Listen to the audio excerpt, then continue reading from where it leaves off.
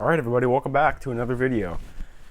And, and another example of anti-white racism, which is, Black Lives Matter. If you said White Lives Matter, you'd be a racist, you'd be a white supremacist. So we should do that just for fun, just because all the white people being indiscriminately attacked now through these riots. People literally dragged out of their cars just because they're white and beat up on the side of the road. The truck driver videos are insane because you have these semi-trucks that are going by, and then he honks, and then he actually stops when he should have just kept going.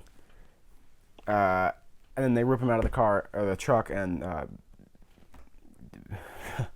God knows what. So we have just so many crazy things happening today, and now Chaz has been renamed to Chop because that's what happened to the people who didn't go along with the French Revolution, which is not a copy of what it's not. They teach you that it was like the American Revolution. It was nothing like that. It was to bring in basically communism, and it was led by some of the sickest evil people.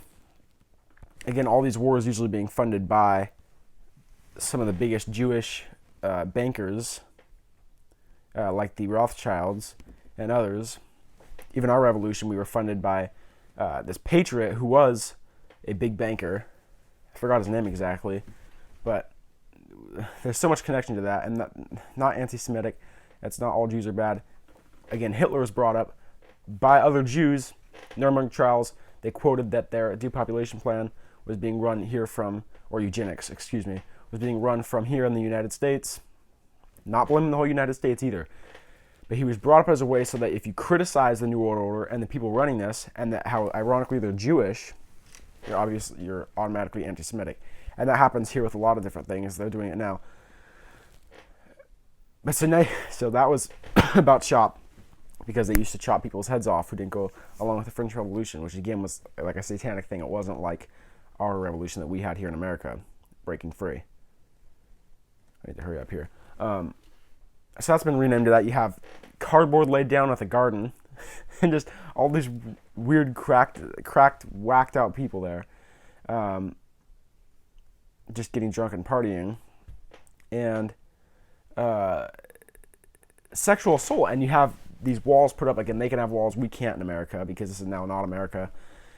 And they take this guy who's in there preaching the Lord's word. Antifa comes in, grabs him, sexually assaults him, grabs him, says, "I'm gay," kisses him, and all this other crazy stuff, and chokes him like George Floyd style, and all this other just whack stuff. And now they're deporting people from the country and all this crazy stuff. It's just wild. And then they had dodgeball, and it was blacks versus whites, ironically, in that dodgeball game. And again, the Democratic Party is the party of the KKK. Joe Biden best buddies with the leader of the KKK. I forgot his name. And now Google is coming out and rewriting history, basically on online, and saying that Republicans, some of the most famous Democratic KKK leaders, are being labeled as Republicans now. Basically burning books. So this happened. A group forced allied white protesters to the back of the march during a rally in Seattle. So we thought this was being led by white Antifa, but now the Black Lives Matter is taking control and forcing all the black Antifa thugs to the back. Maybe that's a good thing. I'm not sure.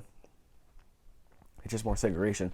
Reports from the protest on Friday revealed that BLM organization created a black-led march to the Antifa-controlled Capitol Hill Autonomous Zone, Chaz, now Chop, in the heart of downtown Seattle. I don't even think this was Antifa. These were just other Black Lives Matter white protesters, actually. Moving on from that. Riot police cracked down hard today on people demonstrating to protect statues in London, to protect this history. And now here's an example of very, very bad police that have been compromised, or some sociopathic police that have been brought in. A coalition of veterans, football lads, and others gathered in the Parliament Square to protest the defacing of statues such as Winston Churchill by Black Lives Matter rioters that had occurred over the last week, with police just letting the vandalism happen. The larger peaceful protests were intercepted by some random violent scuffles between police and protesters, however, that it was completely opposed to the BLM riots this week, in which violence and property damage was endemic rather than being condemned by the majority. Total upside down world we're living in. See you guys tomorrow.